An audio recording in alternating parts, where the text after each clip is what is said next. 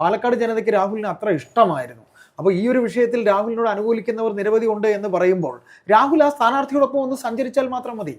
രാഹുൽ ആ പറയുന്ന സ്ഥലങ്ങളിലെല്ലാം രാഹുൽ കൂടെ നിന്നുകൊണ്ട് പോയാൽ മാത്രം മതി. നമ്മളത് തദ്ദേശ തെരഞ്ഞെടുപ്പിൽ കണ്ടിരുന്നു. പല സ്ഥാനാർത്ഥികളുടെയും കൂടെ രാഹുൽ മാങ്കൂട്ടത്തിൽ പ്രചാരണത്തിന് ഇറങ്ങുന്നത്, പാർട്ടി പറഞ്ഞിട്ട് പോലും അതനുസരിക്കാതെ പ്രചാരണത്തിന് ഇറങ്ങുന്നതൊക്കെ നമ്മൾ കണ്ടു. അദ്ദേഹം ഒരു കറകളഞ്ഞ കോൺഗ്രസ് സ്നേഹിയാണ്. കോൺഗ്രസ് എന്ന് പറഞ്ഞാൽ അത്ര കണ്ട് അദ്ദേഹത്തിന്റെ കുടുംബം ഒരു കോൺഗ്രസ് കുടുംബമാണ്. തീർച്ചയായിട്ടും അദ്ദേഹത്തിന് ആ പറയുന്ന രീതിയിൽ പിന്നെ തെന്നല ബാലകൃഷ്ണപിള്ള എന്ന് പറഞ്ഞിട്ട് പഴയ ഒരു KPCC പ്രസിഡന്റ് ഉണ്ട്. ഈ തെന്നലയുടെ കുടുംബാംഗമാണ്.